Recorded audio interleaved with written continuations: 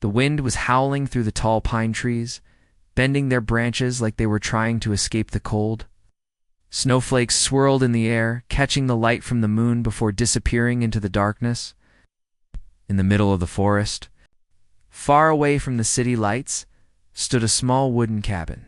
It was simple but cozy, a place where Sarah liked to spend her weekends whenever life in the city became too noisy. Sarah had bought the cabin 5 years ago. It wasn't fancy. There was no television, no internet, and only the basic furniture. But it had a stone fireplace, a small kitchen, and a loft where she could curl up with a blanket and a book. For her, it was perfect.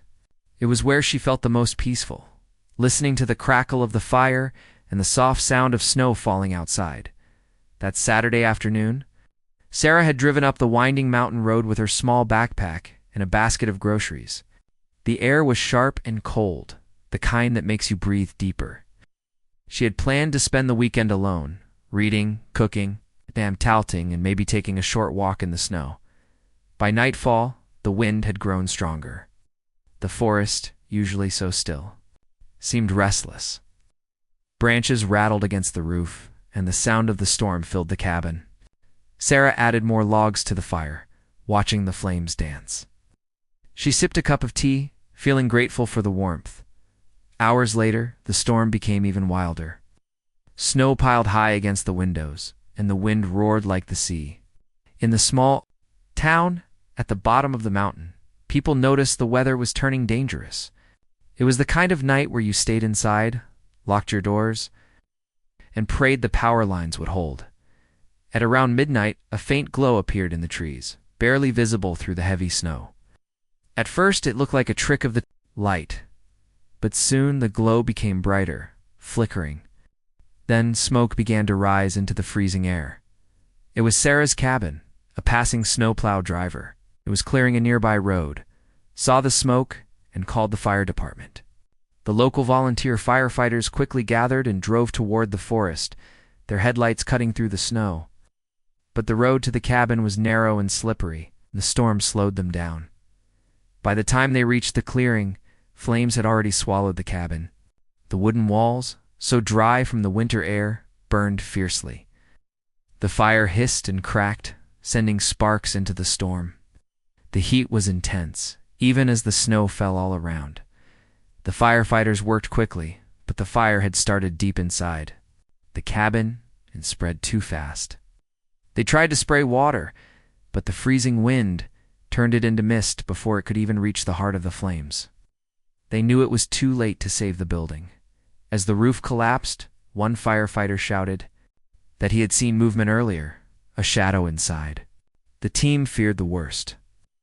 When the fire finally died down, leaving only smoking ruins, they carefully searched the wreckage. Among the blackened beams and ash, they found human remains. The discovery hit them hard in a small community like theirs. Every face was familiar.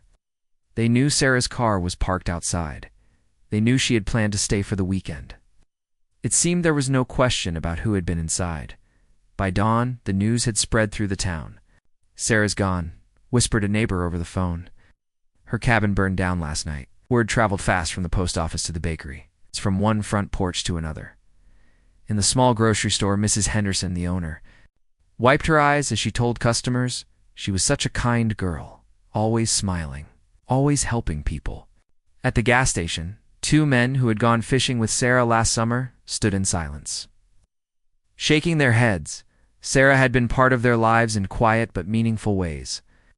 She brought fresh bread to elderly neighbors, volunteered at the local library once a month.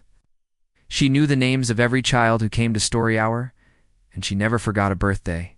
The thought that she had died alone in the fire was unbearable to the people who loved her. By the afternoon, the sheriff's office released a short statement confirming the incident. They said the fire appeared to be caused by a faulty fireplace, or chimney. It had spread quickly in the high winds. There was no sign of foul play. Her family, who lived 2 hours away, drove into town as soon as they heard. Her younger brother, Michael, sat in the passenger seat of their parents' car, staring out the window, his mind refusing to accept the news. Her mother held a tissue in one hand and gripped the steering wheel with the other. Her father kept his eyes on the snowy road, his face pale and set. When they arrived at the sheriff's office, they were given more details. The remains were too badly burned for easy identification. But given the circumstances, the car outside, the fire's timing, and the fact that Sarah was supposed to be there, the assumption was clear. That night, a few neighbors placed candles and flowers at the edge of the forest road leading to the cabin. Someone framed a photograph of Sarah sitting on her cabin's porch last summer, her hair blowing in the breeze.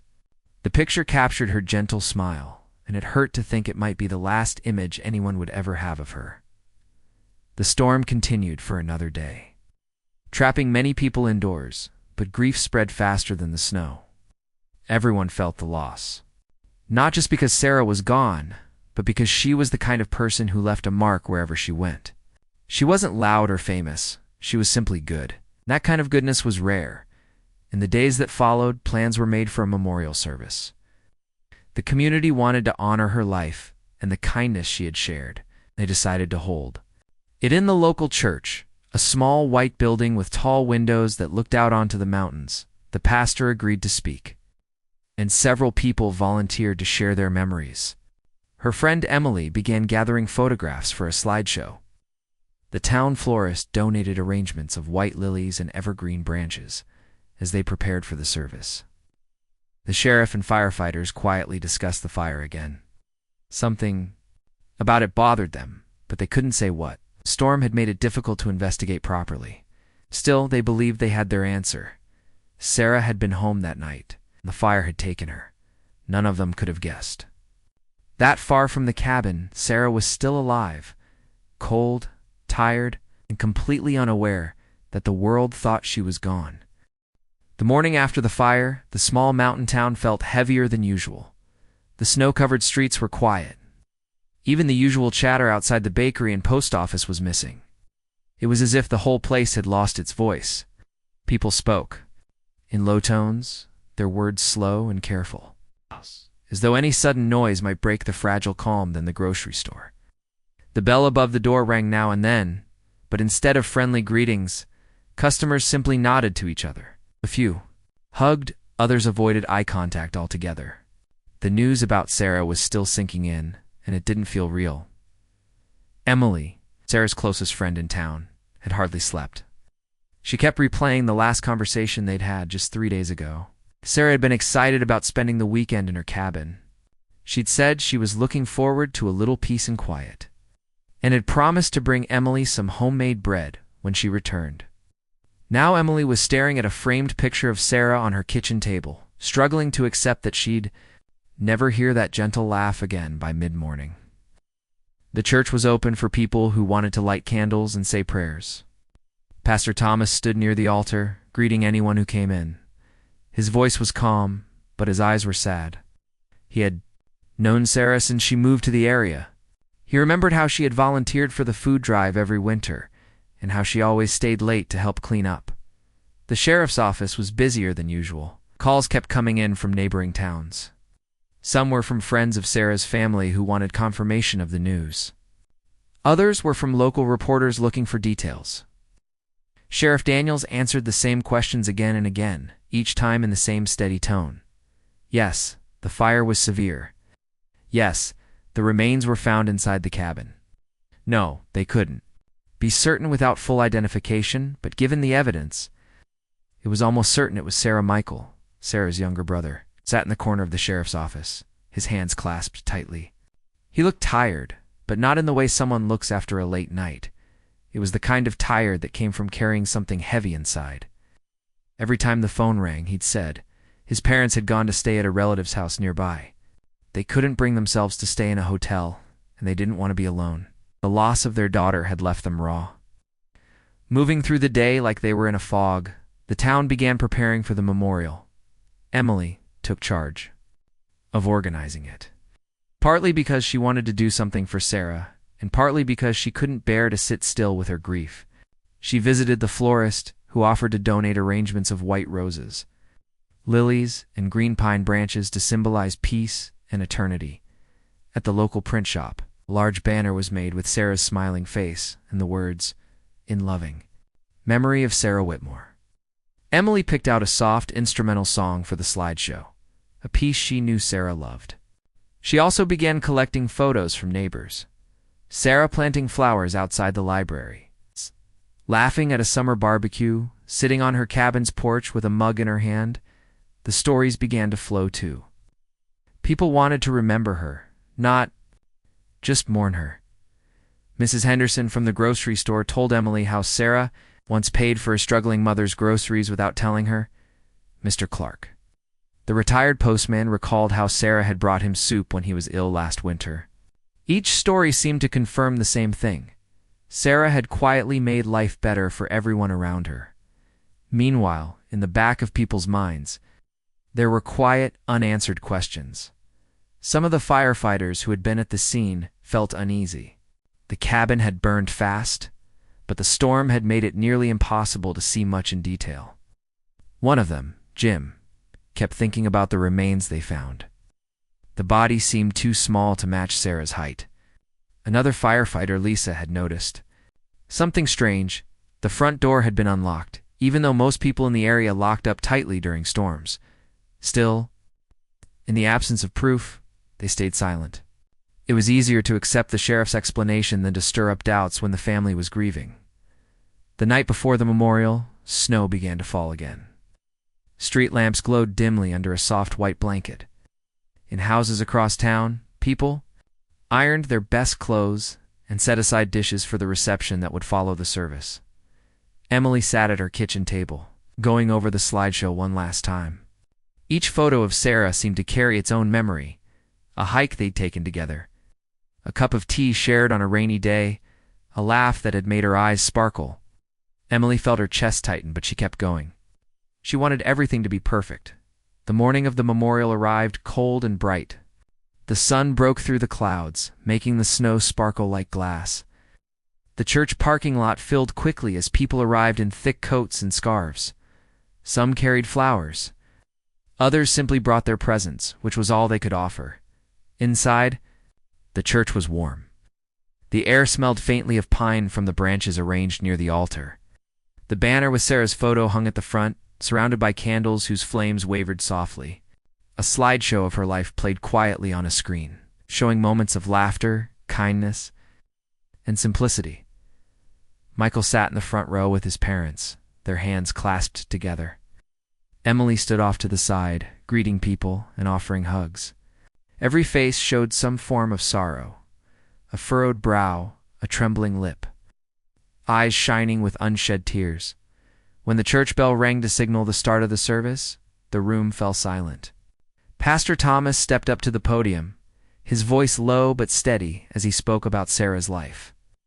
He talked about her generosity, her love for the outdoors, and her ability to make people feel seen.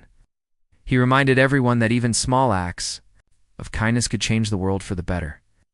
Just as Sarah had done, one by one, friends and neighbors stood to share their memories. Some stories made people smile, others brought quiet tears. A few times there was a soft laugh through the sadness. But as the service continued, no one knew that far from the church, Sarah was very much alive. She had been traveling for days, trying to make her way back through blocked roads and snowy trails. She was tired, hungry, and still struggling to believe what she'd read in the small-town newspaper she'd found 3 days earlier. It had her name printed in black letters, saying she had died in the cabin fire. She couldn't understand how it had happened. She had left the cabin early that day to go for a long hike. When the storm grew worse, she'd taken shelter in a ranger station for the night. The next day, fallen trees blocked the roads. With no cell service, she had no way to call anyone. Now, as she neared the town, she saw the church in the distance, its tall windows glowing with light. She could see people moving inside, dressed in dark colors, and in that moment, she realized exactly what was happening.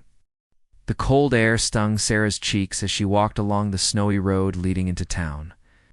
Her boots crunched against the ice, and every step felt heavier than the last.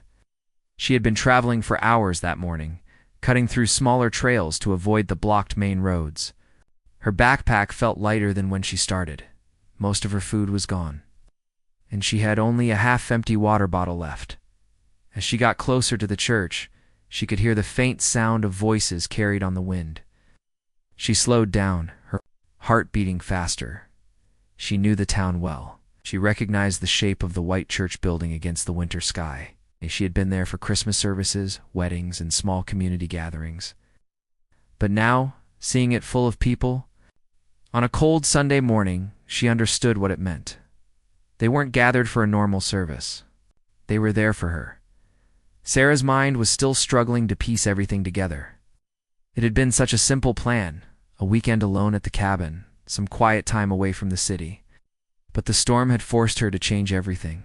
She had left the cabin early to hike, and when the snow worsened, she had made the smart choice to stay at a ranger station for the night.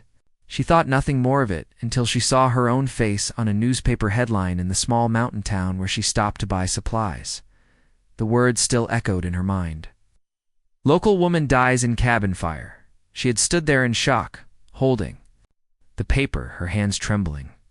The store clerk had asked if she was all right, and she had quickly folded the paper and said she was fine. But inside she was anything but fine.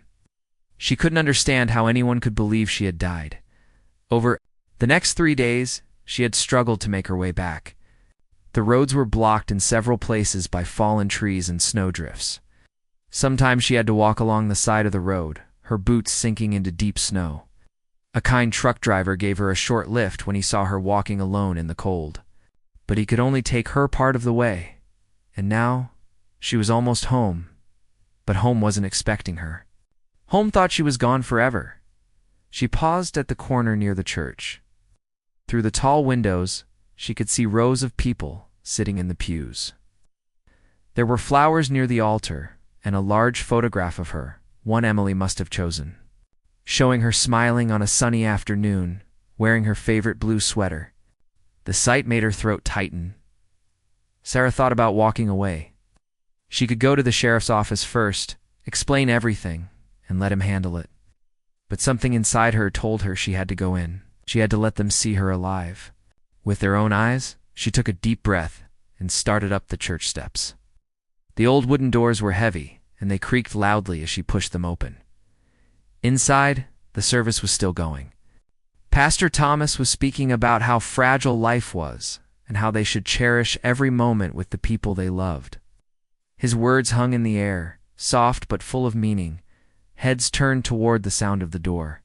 At first, people simply glanced over. Then as they realized who was standing there, the room fell into complete silence. Sarah stood in the doorway. Her hair messy from the wind, her cheeks red from the cold. Her coat was dusty from the trail, and her boots were wet. From melting snow, she looked exactly like herself, tired, yes, but unmistakably alive. The first gasp came from somewhere in the middle row. Then someone whispered her name. Chairs creaked as people turned around. Emily's eyes went wide, her mouth opening but no words coming out. She stared for a moment, then covered her face with her hands as tears spilled down her cheeks. Michael stood up, so quickly his chair tipped over behind him. "Sarah," he said, his voice breaking. Sarah nodded slowly. "It's me," she said, her voice quiet but clear enough for everyone to hear. For a moment, no one moved. It was as if the entire church was frozen in disbelief. Then suddenly, the silence broke. People gasped, cried out, and began moving toward her. Emily reached her first, wrapping her in a tight hug. "I thought you were gone," she whispered, her voice shaking. "I'm here," Sarah replied, her own eyes filling. With tears, "I'm sorry I didn't know." Her parents were next, both of them holding on to her like they never wanted to let go. Michael's hands gripped her shoulders as if making sure she was real. The rest of the church slowly gathered around, a mix of shock and joy on their faces. Some cried openly. Others just stared, smiling through tears. Pastor Thomas, who had been standing at the front in stunned silence, finally found his voice. "Well," he said with a shaky laugh, "I think our service has just turned into a celebration." Sarah was led to the front where she stood beside the large photograph of herself. The sight made her smile and shake her head in disbelief. You really thought I was gone? She said softly. Emily wiped her eyes and nodded. We found someone in the cabin. We thought it was you. Sarah's smile faded. The cabin burned down, she asked, her voice low. Yes, Emily, said the firefighters tried, but it was too late. Your car was there, so we thought. She trailed off, unable to finish. Sarah took a deep breath, trying to steady herself. I wasn't there, she explained. I left to go hiking that morning. The storm was bad, so I stayed at the ranger station. The roads were blocked and I couldn't call anyone. I didn't know until I saw it in the paper. Her words hung in the air for a moment, sinking in. The mystery of the fire had just deepened. If Sarah wasn't in the cabin, then who had been? But for now, no one wanted to ask questions. They were too relieved, too grateful to have her standing there. The rest of the service became something entirely different. Laughter mixing with tears, hugs shared between people who didn't always hug, and a sense of joy so strong it almost pushed away the cold outside. Later, after the service ended, Sarah stepped outside with Emily and Michael. The sky was still bright, and the snow crunched under their feet. Emily kept glancing at her as if afraid she might disappear again. You have no idea how much everyone missed you, Emily said. Sarah smiled softly. I think I do now. They walked slowly toward the car, the church bell ringing behind them. But in the back of Sarah's mind, questions were already forming. Who had been in her cabin that night? And why had they been there? She didn't have the answers yet, but she knew she would have to find them. The warmth of the church celebration slowly gave way to a colder, heavier feeling as Sarah stepped outside. The air was crisp, the kind that made each breath visible in a small cloud. For the first time since walking into her own memorial, she had a moment to think clearly. The joy of reuniting with her family and friends was still there. But so were the questions. Questions that refused to stay quiet. Michael drove her back to their parents' house.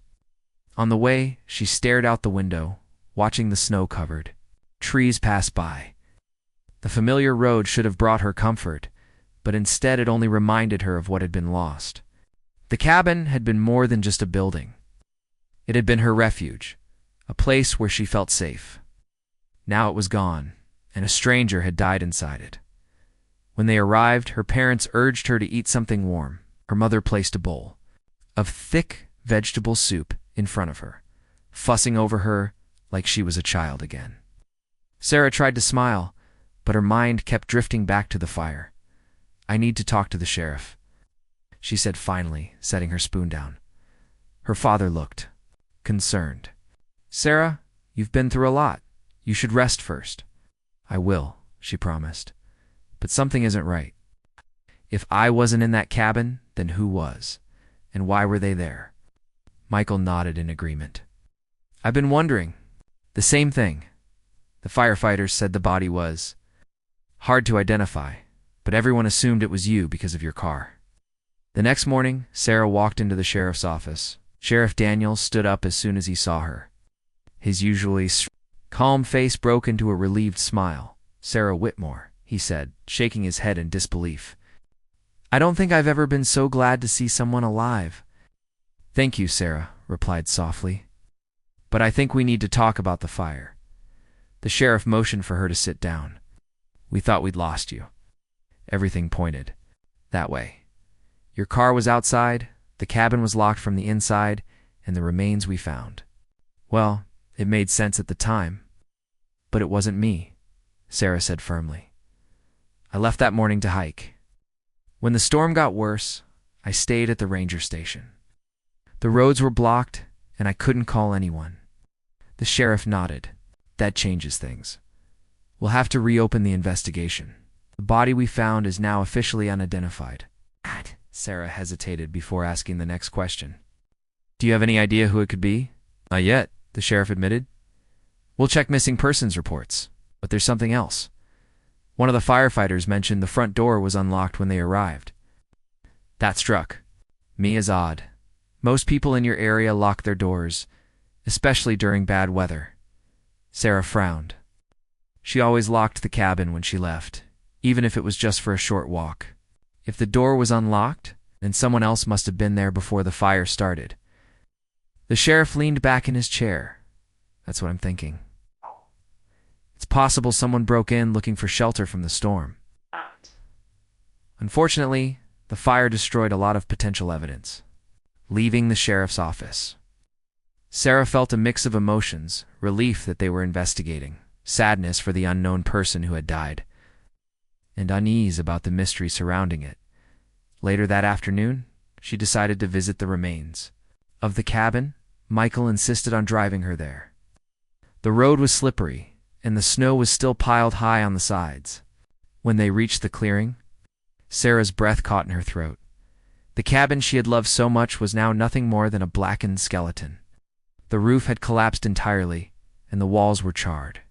Snow had begun to settle on the ruins, softening the sharp edges. But it couldn't hide the loss. She stepped carefully onto the burnt ground, the crunch of ash and snow under her boots. Memories came rushing back: reading by the fire, cooking simple meals, watching the sunrise from the porch. She felt an ache deep in her chest. Michael stayed close as she looked around. "Do you see anything familiar?" he asked. Sarah shook her head slowly. "Everything's gone. Even the things that survived are unrecognizable." But as she turned to leave, something caught her eye. Half buried in snow and ash, near what used to be the kitchen, was a small metal key. She bent down and picked it up. It was blackened from the fire, but still solid. "This isn't mine," she said, holding it out to Michael. He frowned. "Maybe it's from one of your cabinets?" "No," Sarah replied. "I know every key I own. This one's different. If it doesn't belong to me—" Her voice trailed off as she realized what it meant. It might have belonged to the person who had been in her cabin that night. Sarah couldn't sleep. She kept thinking about the stranger, the unlocked door, and the mysterious key, as she wondered if they had come there by accident, or if there was a reason they had ended up in her home. The following day, she returned to the sheriff's office with the key. Daniels took it seriously. "We'll run this through our system and see if it matches anything. It could be from a storage unit, a locker, maybe even another house. It might help us identify who they were." Word of Sarah's survival had spread quickly through the town. While most people were simply happy she was alive, a few had their own theories. Some thought the person in the cabin might have been a lost traveler. Others whispered that it could have been someone from Sarah's past. Emily visited her that afternoon with a basket of fresh bread. "You know," she said gently, "maybe you don't need to solve this right away. You've been through enough." Sarah smiled faintly, but shook her head. "I can't just forget. Someone died in my home, Emily. Whoever they were, they mattered to someone. And I think I owe it to them to find out the truth." The days passed slowly. The sheriff's office worked on the case, checking missing persons reports. From nearby towns, Mikkel helped Sarah gather the few personal items that had survived the fire, though most were damaged beyond repair. Then, about a week later, Sheriff Daniels called. "We've got something," he said over the phone. Sarah's heart raced as she drove to the station. The sheriff explained that the key matched a small storage unit rented in a nearby town under the name Daniel Harper, a man in his 40s. No current address listed. He had been reported missing by his sister 2 months earlier. Sarah listened carefully, trying to recall if she had ever met him. The name meant nothing to her. "We'll open the storage unit tomorrow," the sheriff said. "Maybe it will tell us why he was in your cabin that night." As Sarah left the station, the snow had started falling again.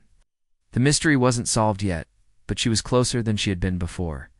And in her heart, she knew she wouldn't rest until she understood everything about the fire, the stranger, and how their paths had crossed in such a strange, tragic way.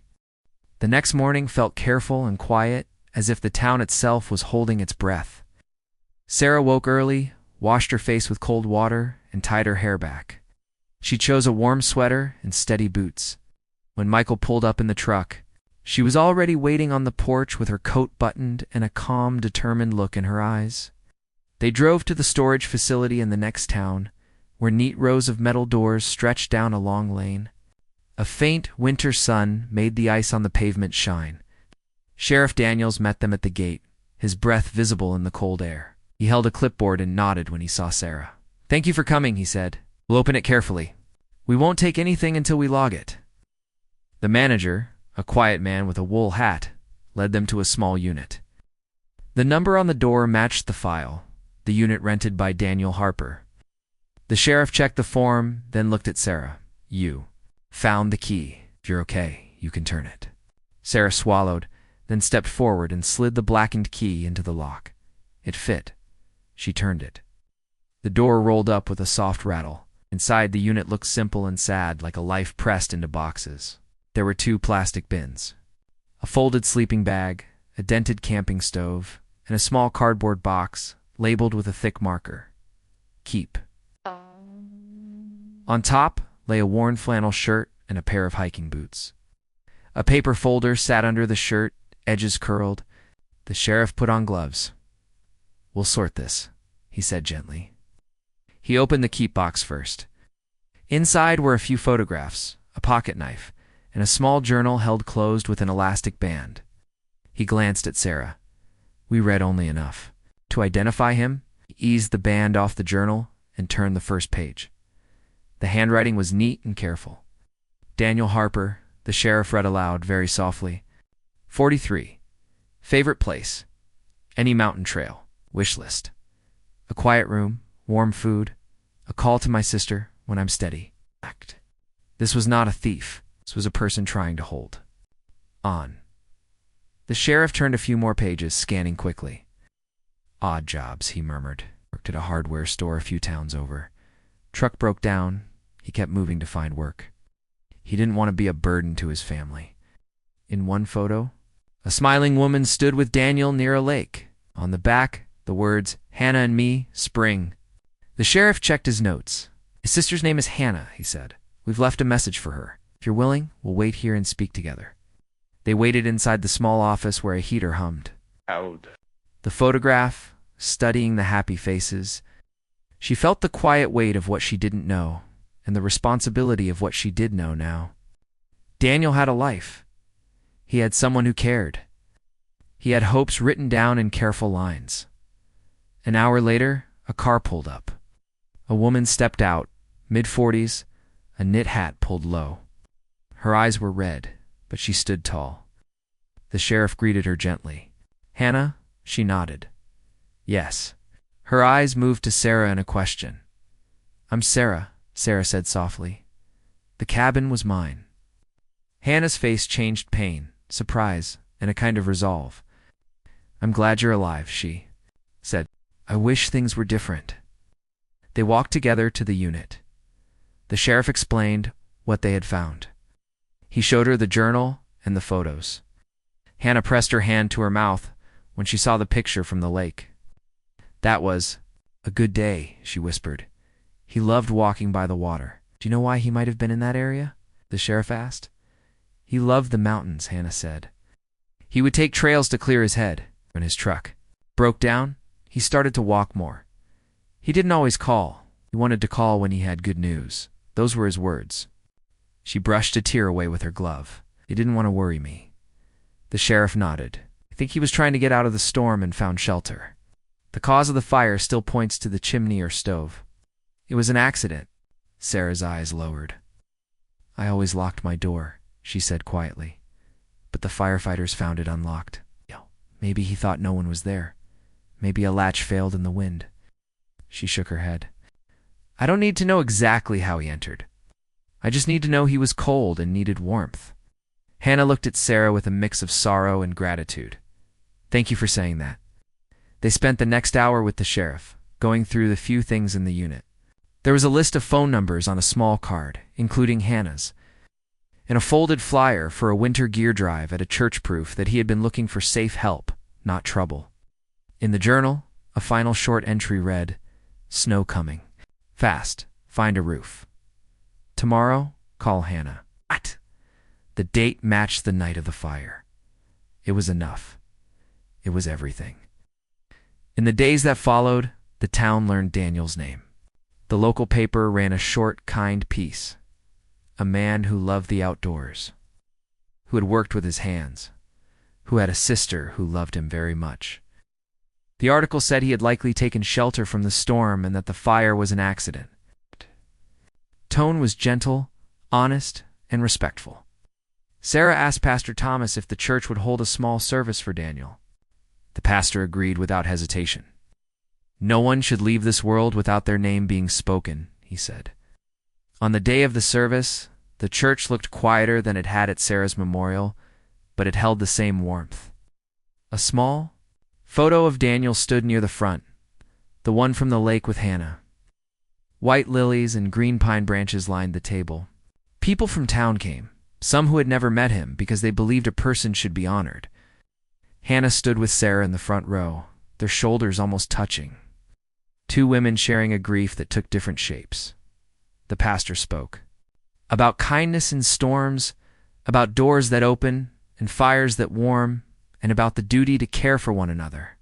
Hannah stood and told a story about how Daniel once fixed a neighbor's fence in the rain, then refused payment and left a note that said, "Pay it forward." Her voice shook, but she didn't look away.